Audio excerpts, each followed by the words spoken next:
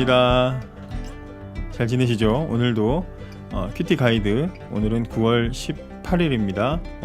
청매 큐티 가이드를 이 박목사 채널에서 이름 박목사 채널에서 또 해보도록 하겠습니다. 오늘은 창세기 46장 28절부터 47장 26절까지로 좀 길게 잡았습니다. 원래는 주말에는 안 나누는데 오늘하고 또 주말에 할 부분까지 해가지고 두 번에 걸쳐서 하나님의 계획 속에 살아가는 우리들 파트 1, 2로 두 번으로 이렇게 나누어서 말씀을 한번 보도록 하겠습니다. 한번 여러분들이 미리 읽어보시고 묵상하시고 그리고 또 살펴보시고 오시면 더 좋을 것 같습니다. 오늘 본문에 보면 야곱의 가족이 이집트로 이사 가는 내용이 쭉 담겨져 있습니다. 이사를 가서 거기서 정착하는 내용이 담겨져 있는데요. 야곱의 가족들이 더 이상 버틸 수가 없는 상황입니다. 야곱의 가족들에게는 이집트로 이제 가서 사는 것이 어떻게 보면 유일한 구원의 길이라고 할 수가 있을 정도로 굉장히 어려운 상황이었습니다. 다행히 하나님께서는 요셉을 준비시키셔서 이집트로 들어가서 이 야곱 가족이 살 수 있도록 그렇게 준비를 하셨지요. 오늘 말씀을 보면서 이집트로 이 이스라엘 야곱의 가족들이 들어가는 이 장면을 보면서 자연스럽게 떠오르는 장면이 있는데 뭐냐면 창세기 15장에 하나님께서 아브라함에게 앞으로 일어날 일에 대한 말씀을 해주시는 장면이 있습니다. 창세기 15장 13절과 14절에 보시면 여기에서 하나님께서는 앞으로 일어날 일에 대해 말씀해 주시는데 간단하게 세 가지로 정리할 수 있습니다. 첫째, 너희 자손들은 고향을 떠나 떠돌 것이다. 둘째, 너희 자손들은 다른 땅에서 400년간 종살이를 하며 괴롭힘을 당할 것이다.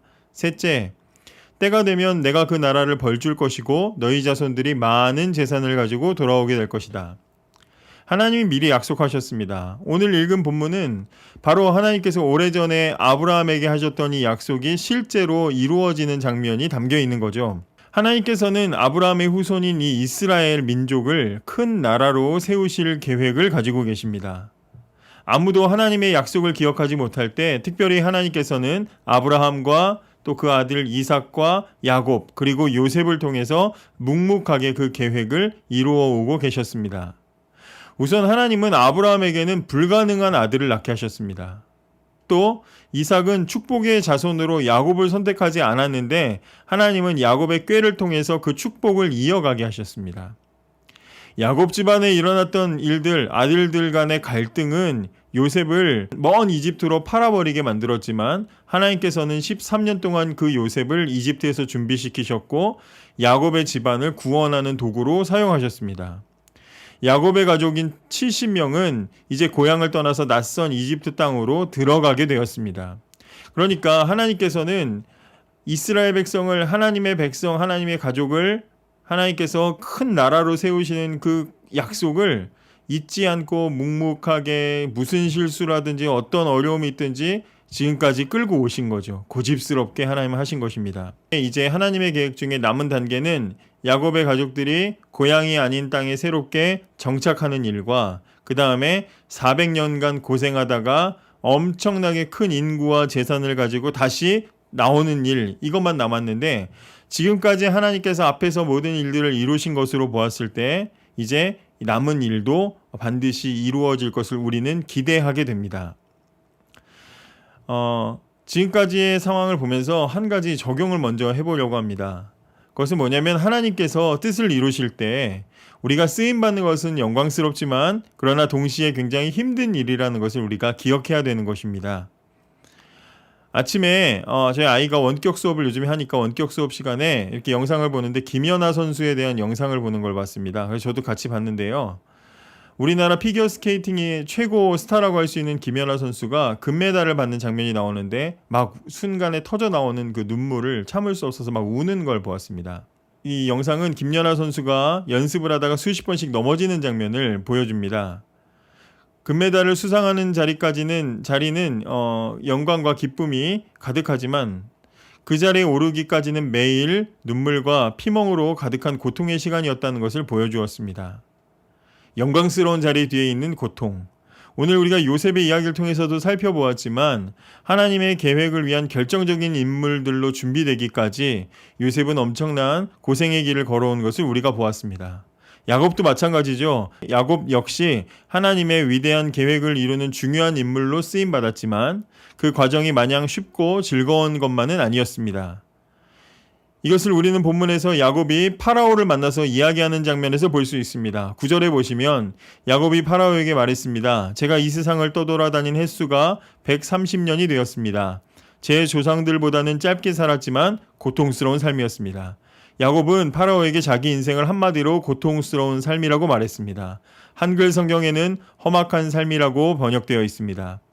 야곱에게 있어서 하나님의 뜻을 따라 사는 자기 인생은 한마디로 험악하고 고통스러운 삶이었던 것입니다. 우리 찬송가 중에 주님의 뜻을 이루소서 고요한 중에 기다리니 이런 가사도 있는데 하나님의 뜻이 이루어진다. 하나님의 뜻이 이루어지는 그 속에 내가 있다는 것은 기쁘고 감격스러운 일이기도 하지만 그 과정을 거치는 우리들의 몸은 가루처럼 부서질 수도 있고 원하지 않는 폭풍 같은 고난에 휩싸일 수도 있다는 것을 우리는 기억해야 됩니다.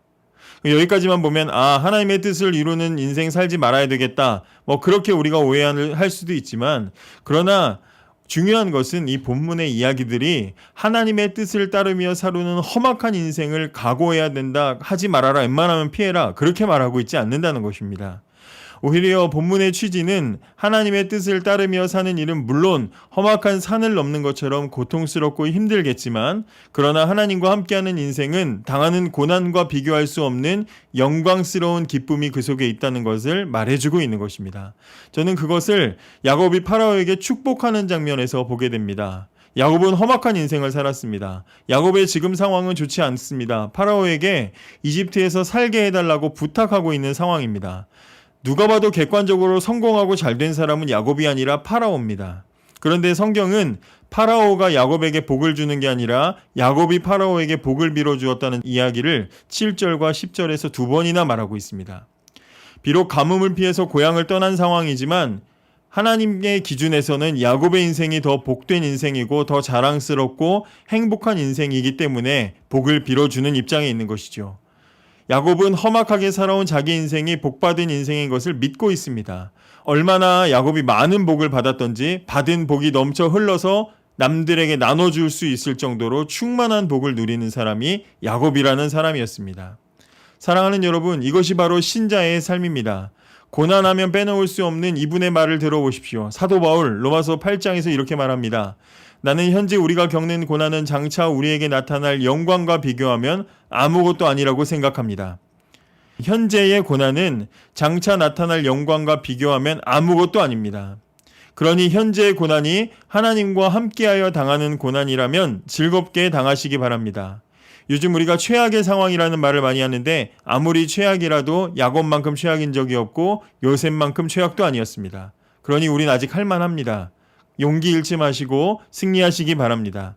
오늘은 기도하실 때 하나님께서 우리의 인생을 하나님의 뜻을 이루는 도구로 사용하실 때 기쁨과 감사로 기꺼이 동참할 수 있는 믿음을 달라고 기도하시기 바랍니다.